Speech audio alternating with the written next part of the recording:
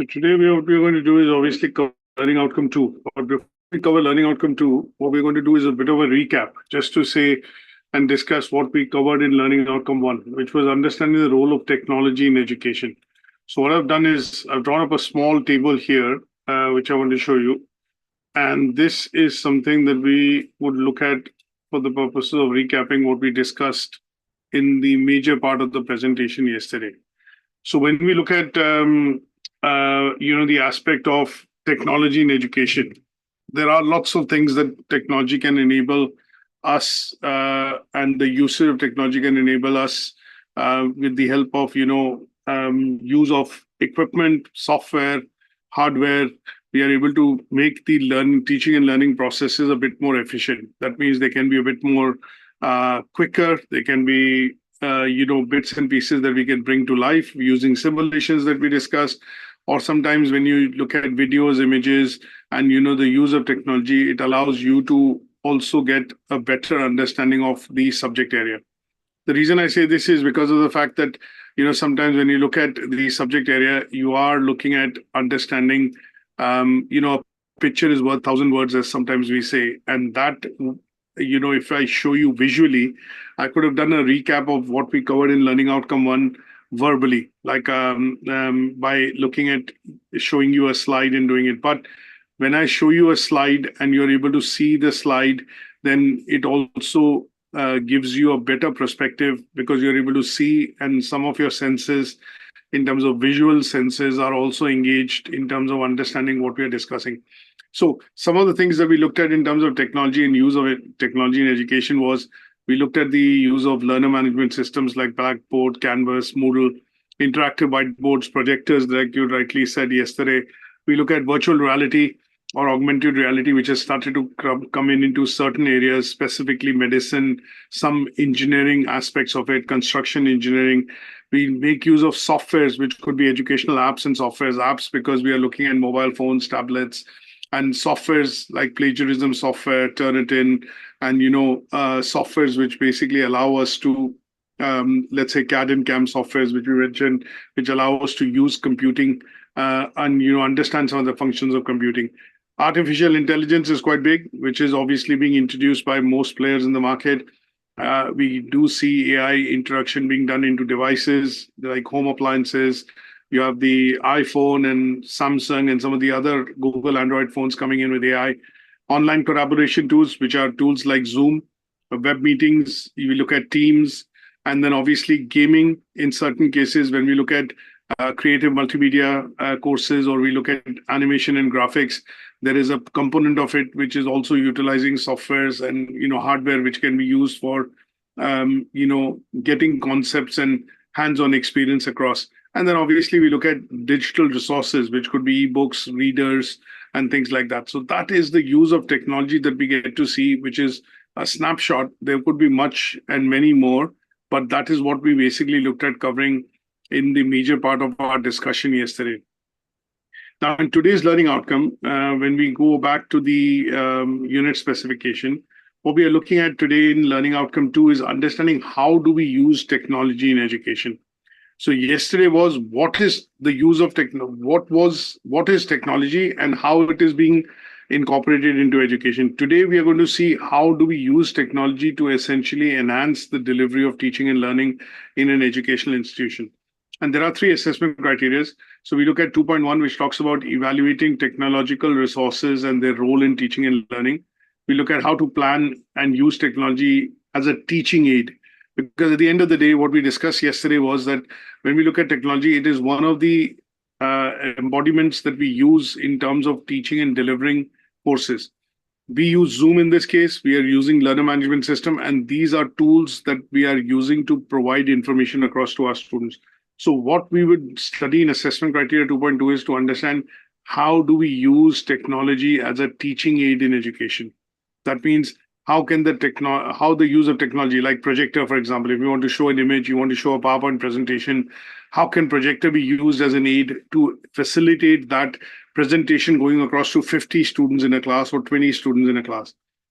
The next and the last one would be explain the need to review use of technology. Now, as we become heavily dependent on the use of technology, what we also want to do is teachers and practitioners and educators also want to look at that we want to balance the use of technology in terms of helping as a tool to learn and develop skills. Now, a detrimental aspect of this, which today organizations are looking at, is the use of AI in writing assignments or creating assignments. And that is where the need to review the use of technology and its support in teaching and learning needs to be done. So we have to find a right mix and a balance between how we would see technology being used in education, whether it's schooling, primary, secondary, further or higher education, to be able to see how it benefits the learners, how it benefits the tutors or the practitioners and the teachers, and how does it, and then to a certain extent, we need to look at challenges and how do we overcome these challenges is what we will need to look at when we look at covering learning outcome 2 and the assessment criteria 2.3. So there is a fair bit of content to be covered, which is what we are going to look at today in this particular discussion. So let me just switch you back to the PowerPoint slides. And what we are going to do is essentially look at starting with, the key terminology. So there is a very clear difference when we talk about definition of technology in education. What is the use of technology in education? And then what we want to see is also what is the role of technology and how it helps in making teaching and learning easier as far as classroom-based setting or an online-based setting is concerned. So in general, when you look at definition of technology, there is lots of different definitions, but one such definition is that when we use technology in education, we can also coin it as educational technology.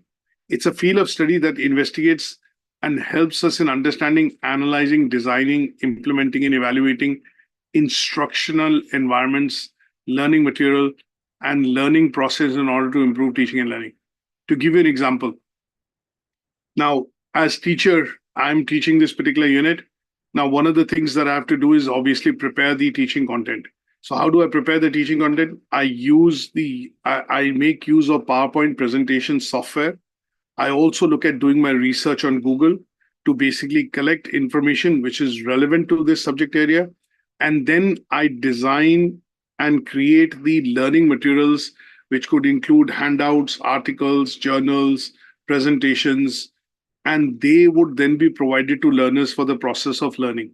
Now, if I was to do this online, these are the ways that I would need to use this particular form of technology to be able to deliver the education, which is the making use of the software like Zoom, making use of the learner management system, and obviously my IT skills and the IT softwares to be able to teach and deliver.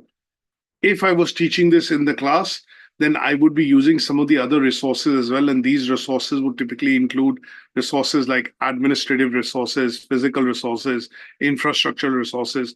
So that would mean I'd be using, say, for example, classroom. There'll be table and furniture and other bits in it. There'll be equipments like projector, overhead projector, OHP, couple of other things like whiteboard, markers, handouts. I would use printouts or handouts to be able to give to students. I might do group activities, and I might do discussions, and I might do icebreaker sessions and things like that. Now, in doing so with these activities, what I would basically be doing is in some elements of those activities, I would be using technology. So if I show a video or a presentation in the class to a class of 20 students, I'd be using an equipment which will be essentially related to technology, whether it's a projector, an interactive whiteboard, I'd be using that. If there are advanced versions of the classroom, and if interactive software and laptops and tablets are allowed in the classroom, then in such cases, what you will see is that whatever I write on the interactive whiteboard actually gets sent across to the learners' tablets or laptops using a software. And that would be the use of technology in terms of my teaching in the classroom. So there's a slight bit of difference, but what we would need to do is understand how technology is enabling the propagation of information data from teachers onwards to students. And this would be in different forms because it allows us to create what is called the instructional environments.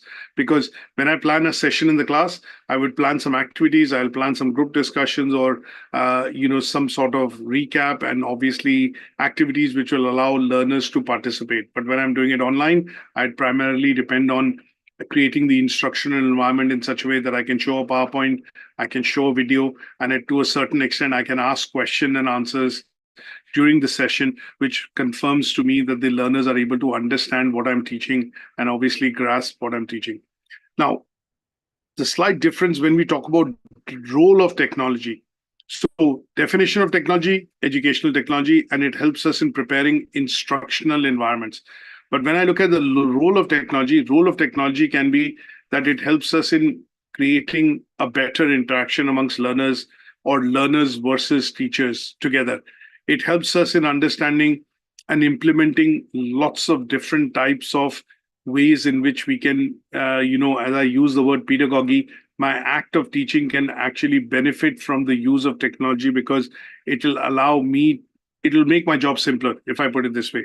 It'll allow me to essentially use technology to do some parts of the job that I need to do, but they would be facilitated in a much easier fashion and way by use of technology. And that would be the role of technology. So when I say role of technology, if you submit an assignment to me, I don't need to go through it and manually scan the assignment to find out if there is any similarity or plagiarism, or if this has been copied, pasted from somewhere else.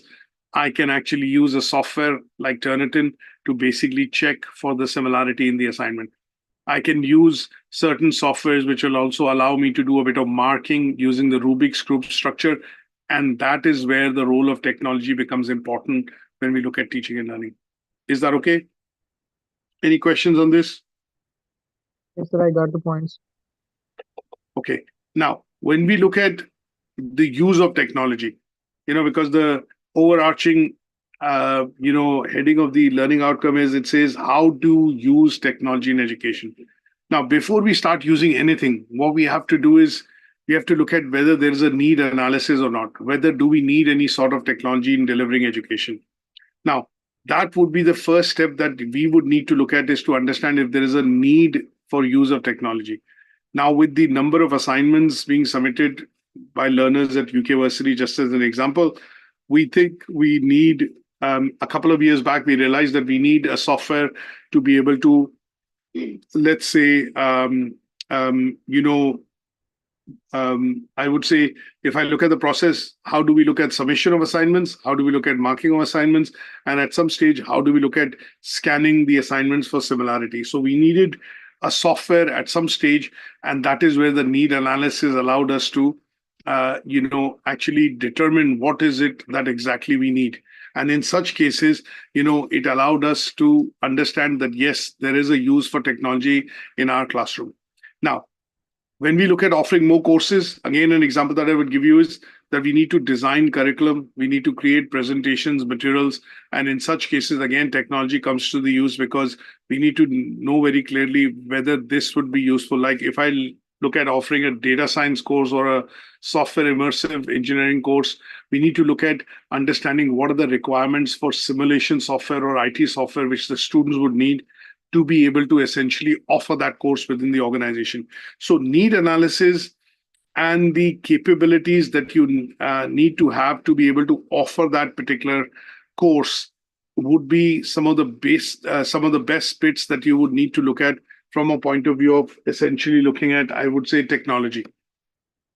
Now, if the learning is going to happen within the environment wherein there is blended learning, that means you do face-to-face instructions, you also follow online. That means students come into the classroom 1 day or 2 days a week, and also do online learning with us, and that would be termed as blended learning. Now, in order to understand and deliver blended learning, one of the examples that I would give you is during COVID, a lot of universities, colleges essentially did not want to shut down. And obviously, they came up with this particular aspect of utilizing blended learning. It was not a new concept. It was there for years and years. But what they did was, in order to not compromise teaching and learning and the learning to continue with, students with studying in universities, colleges, and schools, what the COVID plan from the government did was give out laptops to school children or children which did not have access to laptops, and allowed use of software and let's say technology to be able to deliver learning at home. So children were still studying in the second or the third phase of the COVID lockdowns, universities were still delivering lessons, and that allowed the concept of blended learning to happen. And in such cases, it allowed the material to be available to the learners for the purposes of learning through the process of blended learning.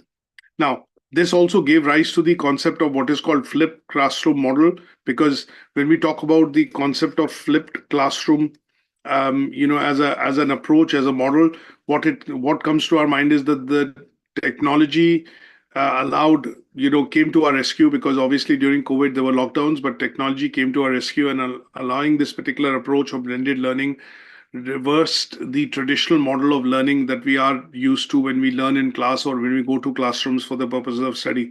So if you're doing a degree course, we are attending classroom based studies 3 days or 4 days in a week. But with the concept of COVID, with obviously the COVID pandemic and the concept of blended learning coming in, it allowed us to flip this model on its head, that traditional learning can still happen if we can do face-to-face lessons using technology. Then we also talk about active learning. Now, these are various concepts that are useful to understand when we talk about the use of technology in education.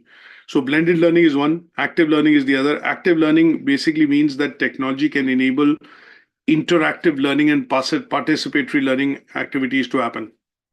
To give you an example, when we run quizzes, if I ask you to go onto a website called Kahoot, and at the end of this session, I run a quiz, you'd be able to use your phone and you'd be able to see the question online when I'm showing you through the screen.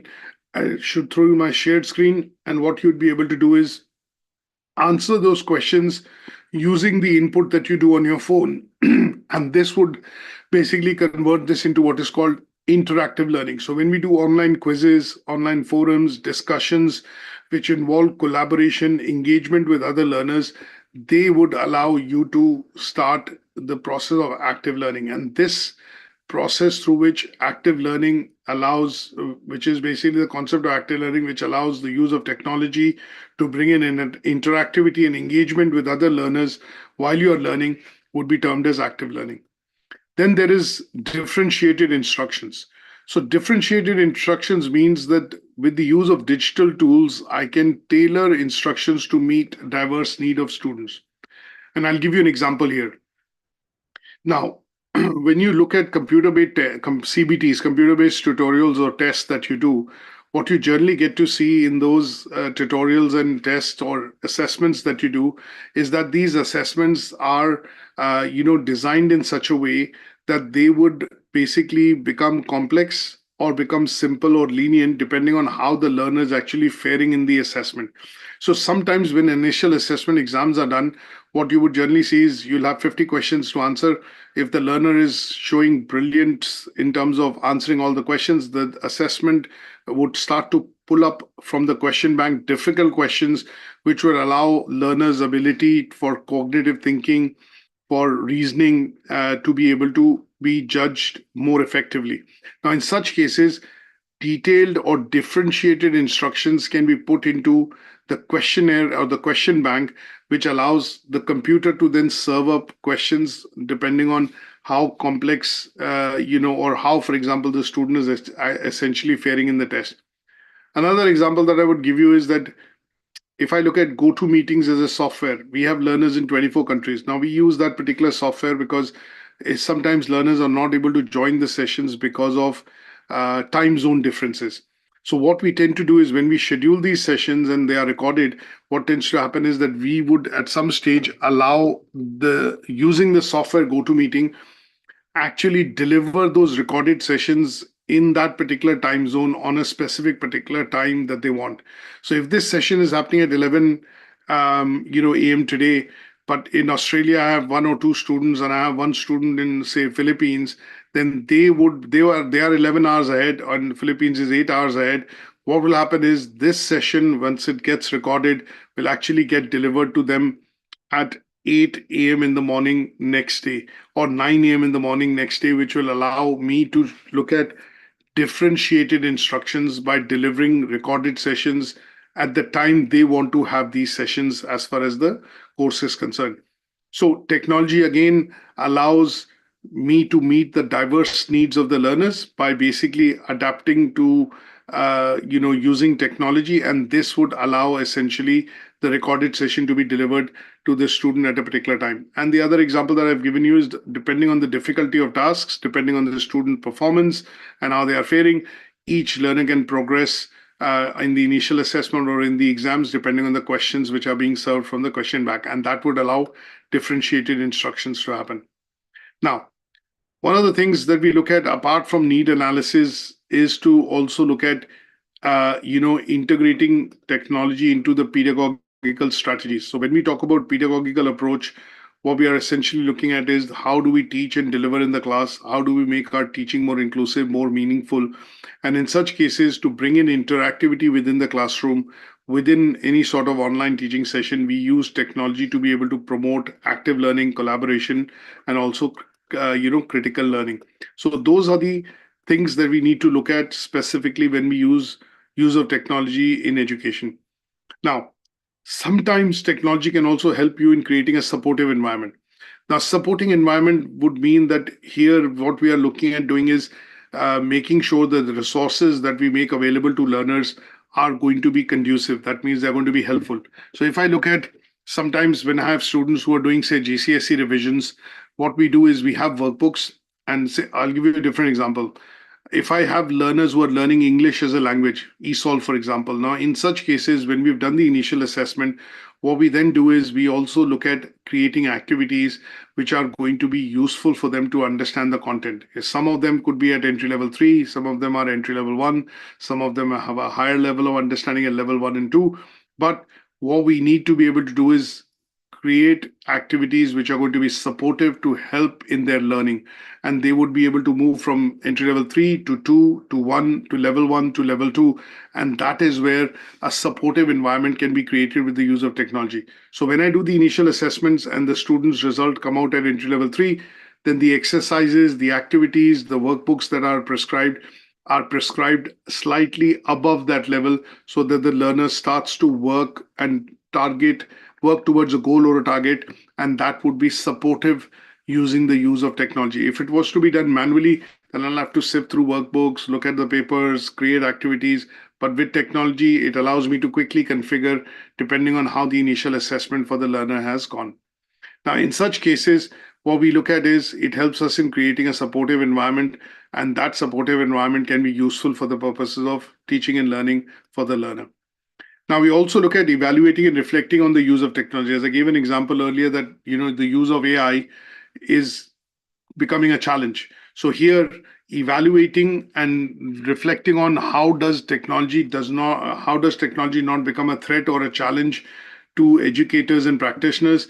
This is where we review how do we look at the just usage or justification of the use of technology in meeting some of the educational goals. And these educational goals would be such which would be balanced with the approach of the pedagogical approaches of making sure learners are able to develop their skills.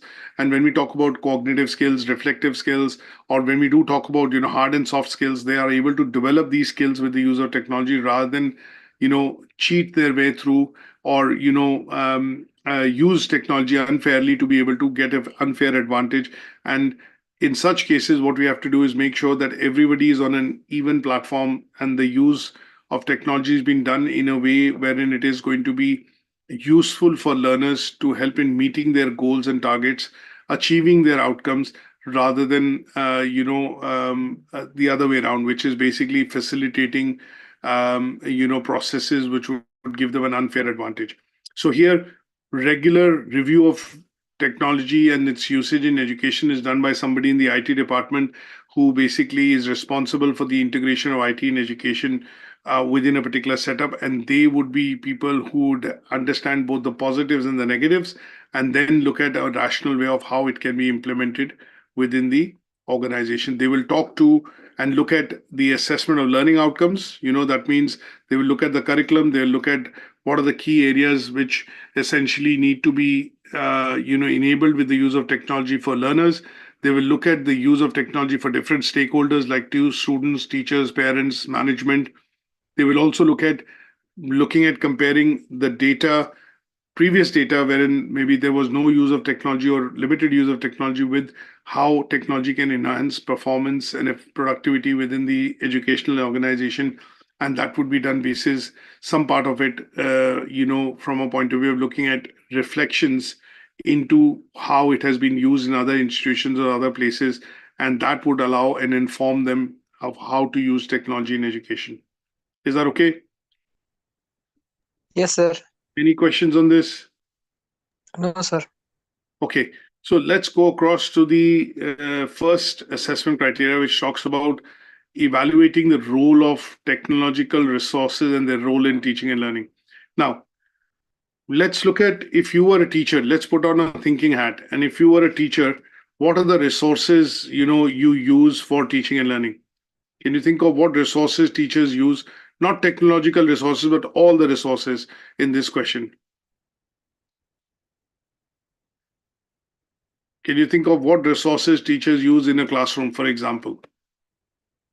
If you were teaching in a classroom, in a school, to say year 7 or year 8, what could be the various types of resources that you would use for teaching? Any ideas? Any thoughts on this? Sir, we are using a technology, especially using slides to especially show the 3D images of the 3D images of the anything to explain different things. And we also use different experimental things. We set up different things to show the how student can do practical with different things. We set up different things made together and show that how things works. So in this way we can use technology in the class. So just what you've said is correct, but I would say if I just step back slightly and look at what kind of resources would I use as a teacher in the classroom. So if I look at closing my eyes and just visualize, if I was to get into a classroom, what all things I would use. So I would use probably a whiteboard. I'll use a white marker. I'll have some paper, pen, pencil. These are resources, because I might not be looking at doing maybe use of computers today, or maybe use of interactive whiteboard, and I might do a lecture in a traditional style. So I might use things like a marker, like a whiteboard marker. I might use whiteboard. I might have some printouts and handouts which I would give to students in the class, and that would be one such form of resource. Now, along with that, I can also use a projector. I can use an interactive whiteboard, and they would be adding technology to what I'm going to discuss in the class. If I look at other bits, which could be things like administrative resources, I might have a colleague of mine who could come in and help out in terms of setting up the classroom for discussions or activities that I want to do. I might also look at some infrastructure changes, like if the classroom is organized in the form of desk and chairs, I might rearrange the classroom for this particular activity, where I might, empty the classroom out in the middle and move the desk and chairs to the side. I might also have certain props, which I would use, maybe the use of buzzers or certain, soft toys or ball or something like that, which I might give to students from time to time, to them to be able to understand that this is something that I would need to do with this particular prop as an activity. Now, this is the use of resources. If I look at traditional classrooms, how I studied 20 years back, teachers used to have a blackboard, they used to have a chalk, they used to write on it, and we used to take notes. We used to sit on desk and chairs and obviously take our notes. And over the years, slowly and gradually, in the high school, we had projectors and we had the use of PCs, which became prominent. So we had 1 or 2 days classes in which we used to go on to do practicals. And then on certain days, we could do activities wherein the classroom was organized in such a way with the teaching assistant that there were some activities which were planned around, say, for example, if we were going to a chemistry lab or a physics lab, and we would do some experiments there. Now, these are resources that we were using. So if I look at from a science point of view, we might go into a chemistry lab or a physics lab and use acid or different beakers and filters and test tubes and other bits to do experimentation. If I go into the physics lab, I might be using certain type of instruments which are there to test out, for example, a tuning fork, or for example, looking at magnets and things like that, which would allow me to understand certain concepts. Now, when you look at resources, these are resources. These are traditional classroom-based resources that teachers have been used to using in the class for the purpose of teaching and learning. Now, if I add the word technology to it, what does it change? How does it change? Now, this has not happened overnight. What we have seen is that the development of, or let's put it this way, the coming in of technology into the classroom has happened over the years, and this has happened gradually and in some cases slowly over a point in time. So when we look at the use of technology and how technological resources have come in the school, there was a department which was created, maybe a procurement department, a committee was set up, and they were essentially then looking at various aspects of government white papers which were introduced to say that schools or colleges or universities need to adapt and have technology within schools and things like that. Now, these committees or people within these committees then recommended that these are the useful set of technological or technology which can be brought into education into their setup. So, for example, in most cases, in most schools, you would see generally white, big display screens like TVs or display screens were introduced initially. Then, over a point in time, projectors were introduced. In the projectors, it was normally a normal projector, which was just displaying, information from the PC. But over a point in time, projectors which we used to write on transparencies, were introduced. So if teachers is writing, it could be projected onto the wall. Then slowly and gradually, interactive white screens started to come in, and wherein the projectors were built into the interactive white screen so that learners could see what the teacher is writing. And as this has grown and the usage of technology in education has grown, wherein educators, practitioners have found various usages of technology, what they have done is over the years, they've started to implement and bring in new types of technological resources which could be useful in delivering teaching and learning, aid in teaching and learning, and make teaching and learning fun, or provide a better experience to learners in the process of what they are learning using technology. Now, one of the key reports that I've uploaded and I will provide would be a report that I would suggest that some of you should actually read. This is the implementation of educational technology in schools and colleges. This is a government report from the Department of Education. It's an extensive report, 114 pages, but my suggestion would be to understand and look at some of the bits that we have covered today. We have looked at first identifying needs, then how does the decision happen, and then finally, how does the procurement of technology happen, and how does the implementation of that happen with the curriculum is what you need to understand. So there could be a 5-step model which the government has proposed, and they've provided 1 or 2 case studies, and these would be good for you to read because it will help you understand what we are discussing from a point of view of the role and use of technology in education today for this particular learning outcome. So this is a very good report because it gives you a certain perspective, things like which I've quoted, like COVID, during COVID, how blended learning was introduced, how active learning was introduced, how the concept of flipped classrooms came into being. You are going to get to see that this, was a way in which the government actually recommended that we need to look at the implementation of technology in schools and colleges during COVID. And that is why I would say this report is going to be a good read. Now, if I go back to the presentation and we look at first assessment criteria, wherein we are discussing the role, technological resources and their role in the aspect of teaching and learning.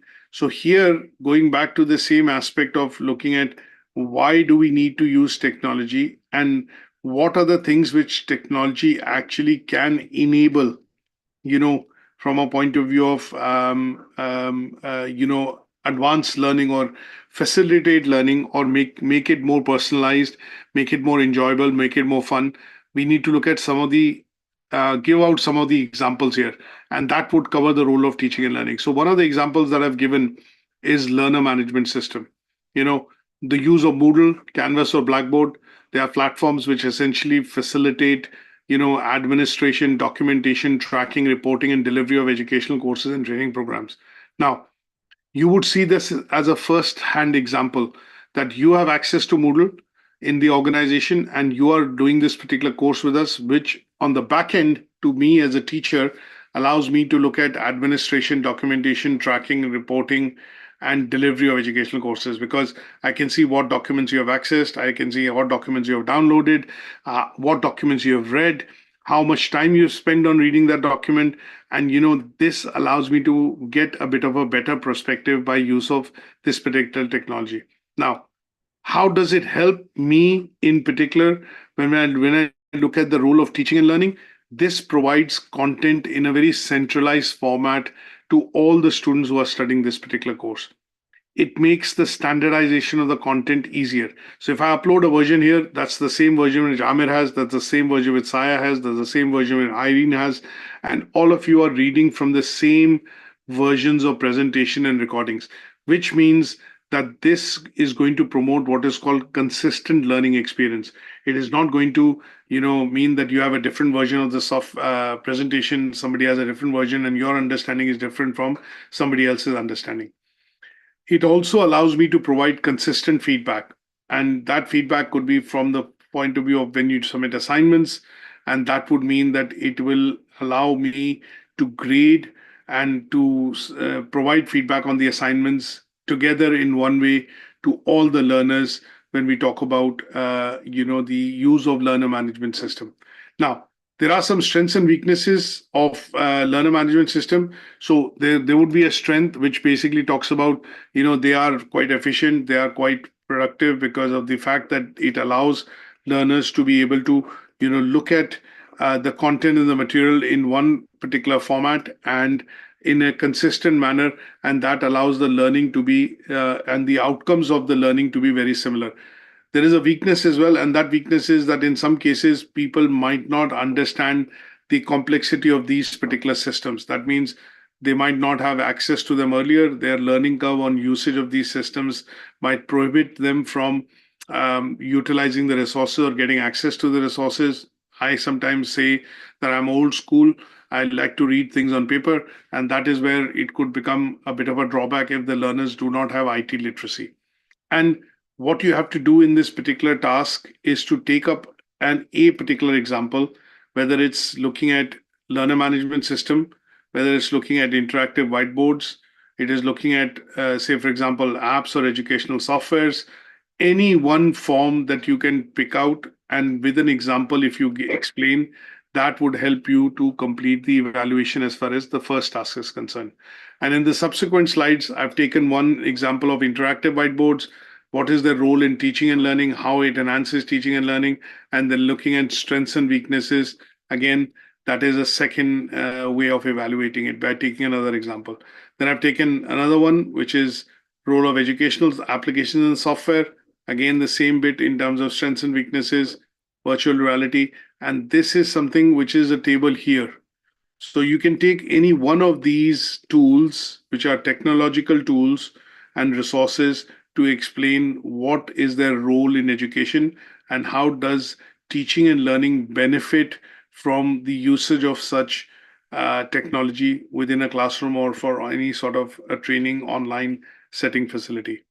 Is that okay? So you Yes, could sir. pick up one example from any of these, and that would cover that particular assessment criteria. Now, going to the second one, wherein it talks about explain how to plan the use of technology as a teaching aid. Now, saying that technology is available and this is available is good. But as a teacher, sometimes when I go into the classroom and I've never used an interactive whiteboard before, then how would I use this in my lessons? How would I actually make this useful? Although the school has provided it, but because I have had no training and access to this whiteboard and whiteboard technology in the previous areas or schools that I've taught, how would I actually bring this into the use, and make, let's say, make use of this interactive whiteboard and then provide a good experience to learners, or make my class more interactive and engaging, make it more fun for the learners to be able to come into my class and learn something. Now, that is what we need to look at when we talk about explain the use of technology in how does it aid us in teaching in particular. Now, there could be lots of different ways, and that is where here what we need to do is identify first what are my learning objectives. Now, let's put it this way: if I was to teach you English as a course, and English was not your main language, then one of the first things that I would need to do is identify why you're learning English. So I would need to have some background of the learner in terms of why they want to learn English, how they want to put it to use, what is the current level and proficiency in the language that they can speak to or read and write, and how long would it then estimate how long would it take for me to take them onto a learning journey wherein they'll go from step one to step two and then onwards to a desired goal and objective. So here is where we are looking at identifying what is called the objective. So as a teacher, first and foremost, what I need to do is clearly define the objective of why this student is looking at studying English and how they would go about studying English. What are the support, guidance, instructional material they would need, and how much time we would need to plan some of these activities to be able to make that difference. Now, once we have done this part in terms of understanding the objective, then I would need to look at selecting appropriate technologies. Now, here, as an example, I have said that if I was teaching biology as a subject to GCSE students, I would want to show them the concept of photosynthesis, how plants using sunlight and chlorophyll make, fructose or sugars. Now, if I was to do this verbally, I might explain them the process, write it on the board, but learners might fail to visualize how does this process actually happen. What are the elements involved in terms of photosynthesis? How does the plant actually, use sunlight during the day only to be able to, create sugars? Now, in such cases, what I would need to do is, if this was the process of photosynthesis, just as an example, and plant uses sunlight and there is chlorophyll and some sort of a chemical interaction which happens when the carbon dioxide and oxygen is converted into sugars with the use of water, how does this happen? This is something, if I need to show it in the class, then I would need to use appropriate technology. Can you think of what would be the appropriate technology which will be required to showcase this in the class? Any ideas? Any It's a so animated videos to represent the process of photosynthesis. 3D images also help. Correct. So that could be one way wherein you are pictorially showing it. But if I want to get the students involved, what kind of instrument do you think which will need to have in the laboratory to be able to show photosynthesis? Any ideas?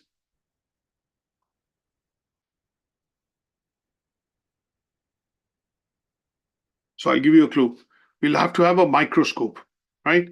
If you have a leaf and you want to show how photosynthesis is happening, you have a slide on which you want to show them the process actually, the interactions, chemical reaction actually happening, you would need a instrument called a microscope.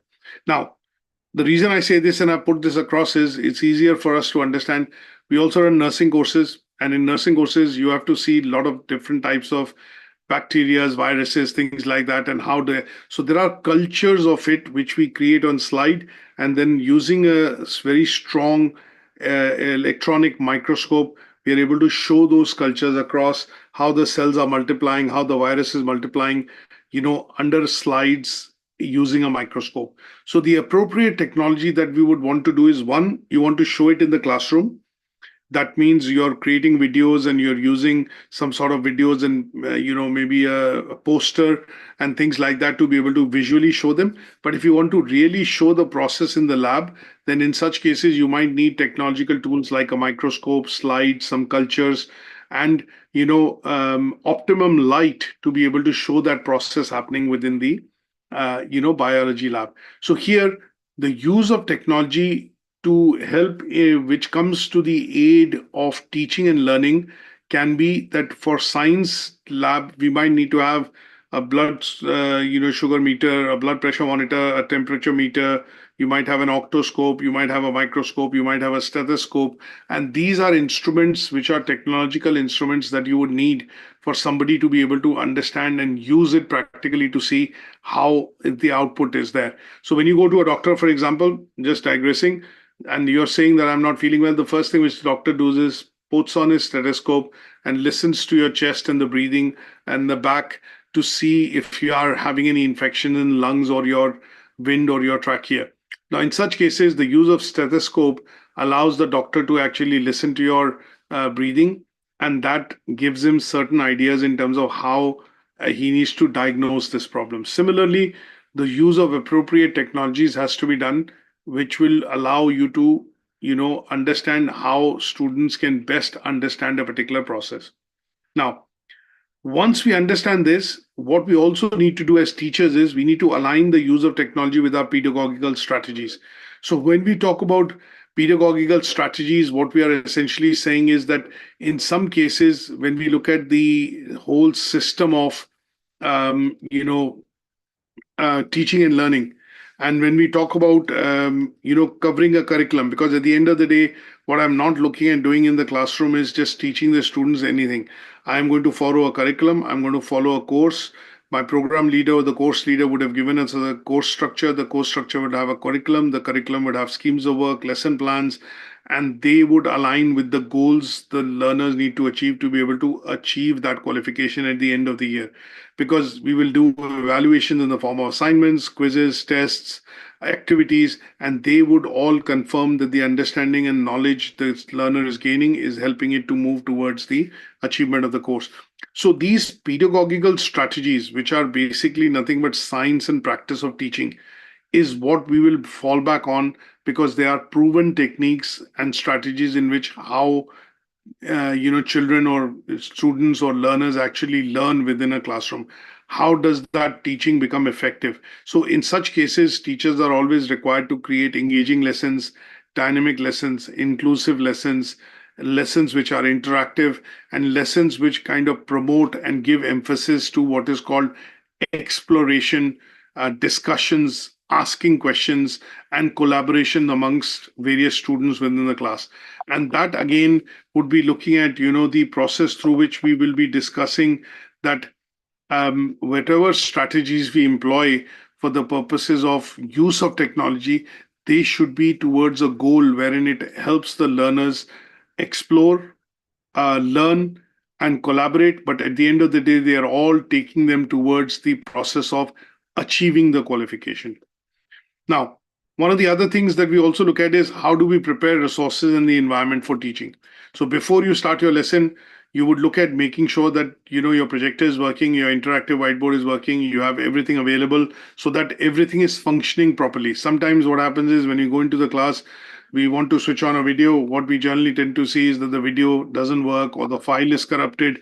And in such cases, what will essentially happen is you will see that if the technology has not been put to use or has not been tested, then in such cases, it can be embarrassing for the teachers to say, okay, I brought in a video today to show you, but unfortunately the video isn't working. So you have to prepare the resources and you have to make sure that you have a checklist that you go through, and that checklist allows you to understand if there are going to be any technical issues that you face.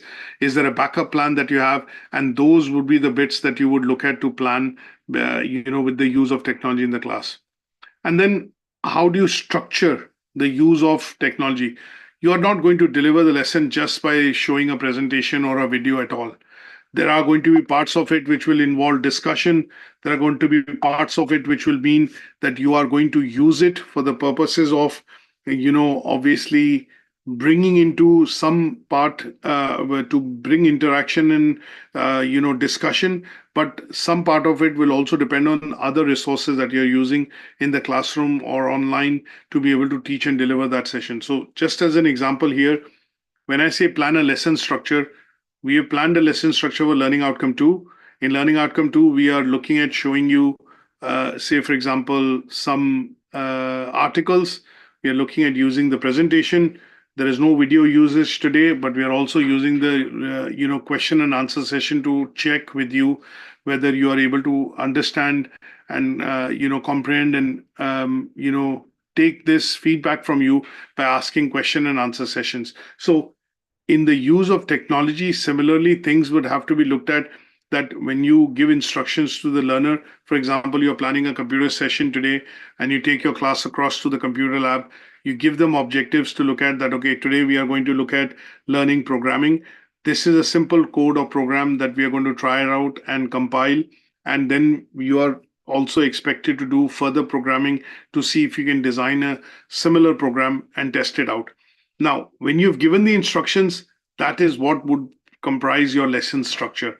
And then when you look at the activity of programming and how they will go about doing it, and then they successfully achieve it by doing it on the computer, would be something which will be the role of technology and the use of technology, because you won't be able to compile a program and see its output on a paper. You have to do it on a PC or a compiler. That is where you have taken the class across to the computer lab to be able to do that particular session. So planning your structure, planning and structuring your session or your lesson is as important, because you're going to use parts of different resources that you have put together to be able to deliver the session effectively, and that would be covered in this point.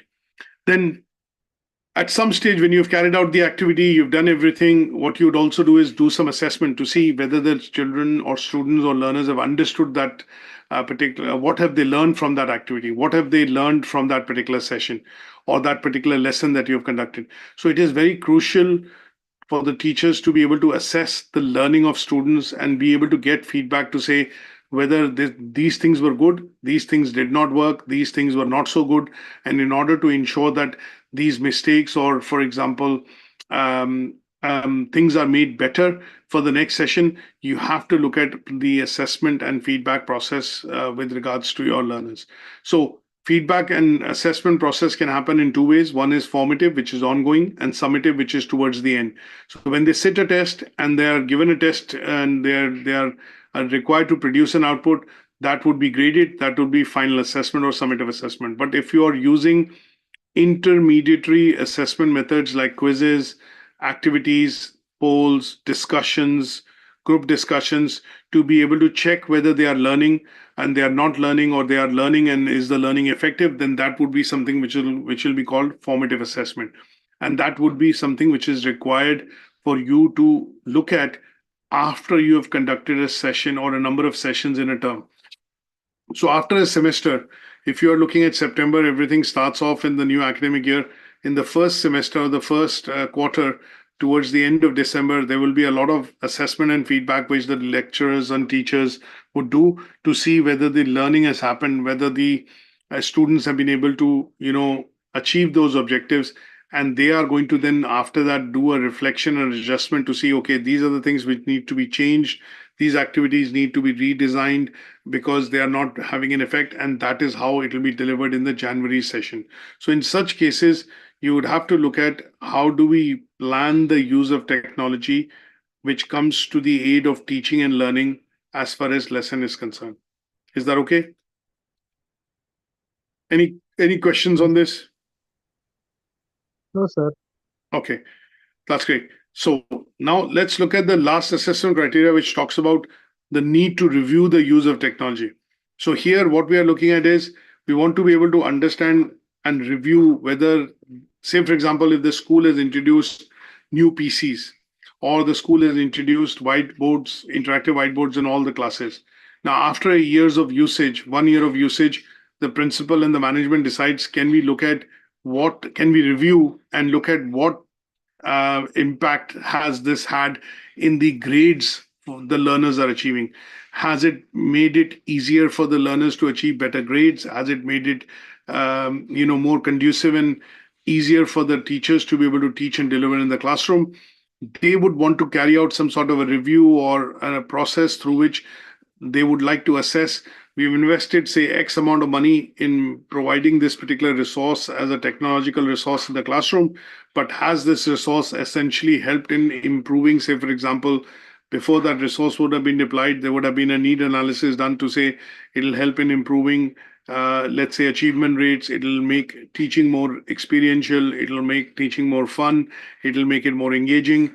And it will make the teaching more participative because you see an keep in the attendance in the class for that particular unit or for that particular subject.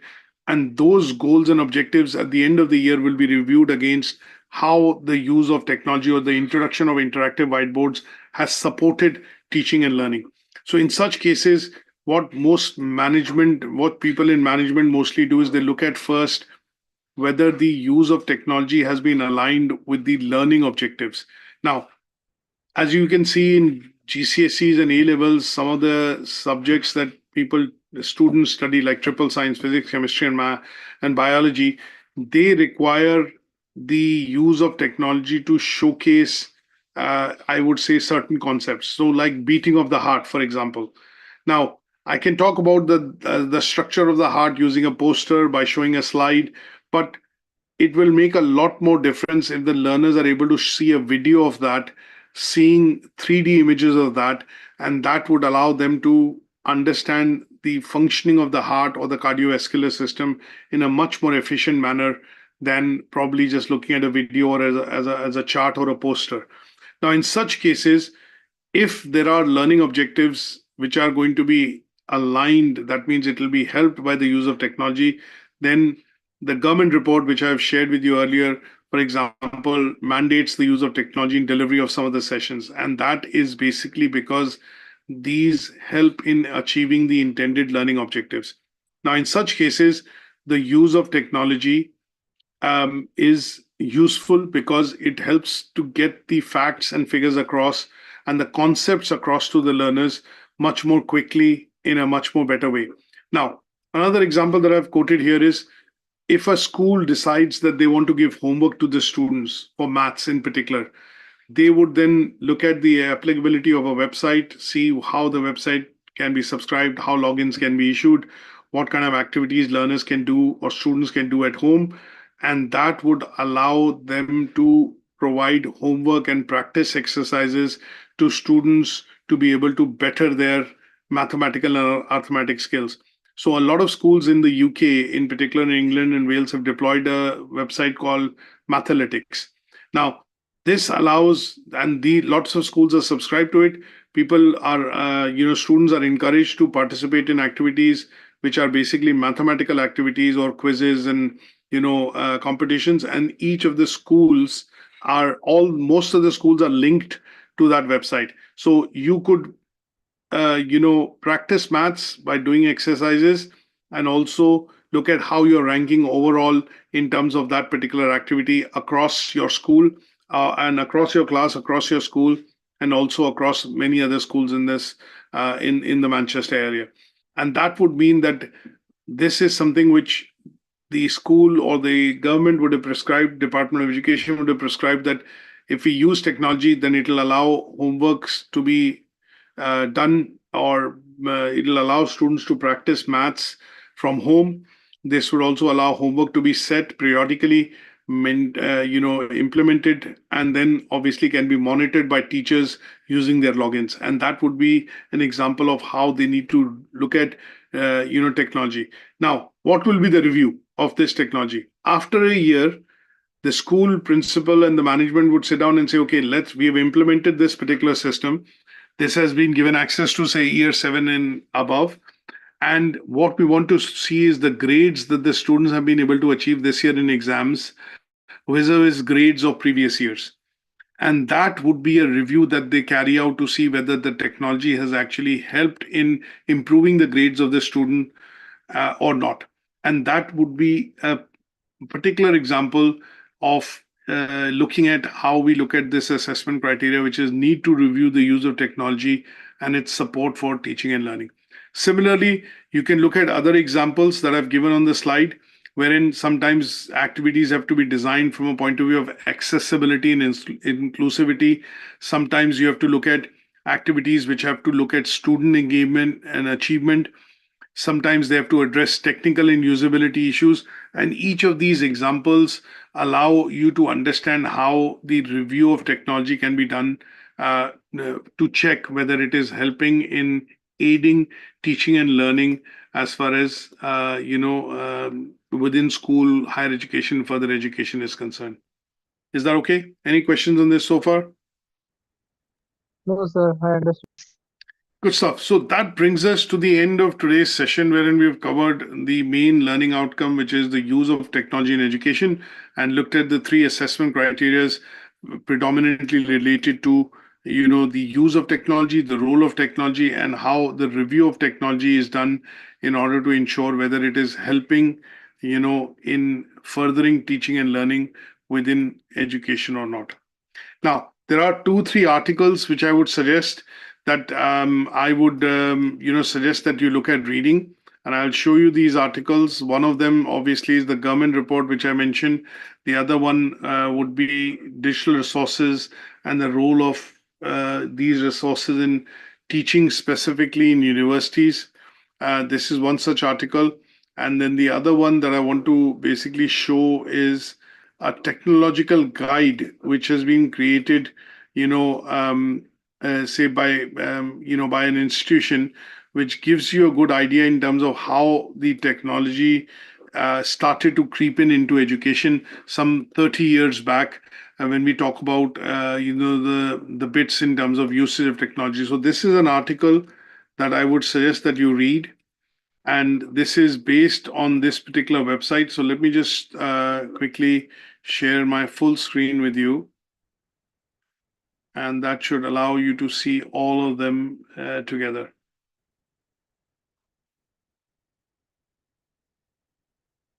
So let me just almost there.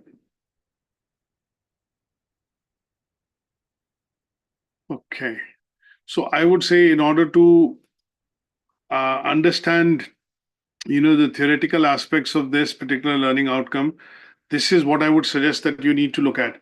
So one of the first things, if you are interested in understanding the use of technology in education, how it came across, what is the history, this is a very good article that you can read about, understanding the use of technology in education. It briefly, discusses some of these things and how technology is helping in building more interaction, more engaging classrooms within schools or any sort of educational setup. The second article would be usage of digital resources that have come into the use of teaching and learning within university.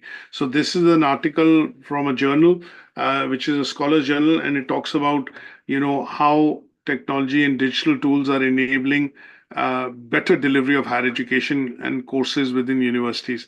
And the third one is a school report, which is a government report, which basically talks about the implementation of educational technology in schools and colleges.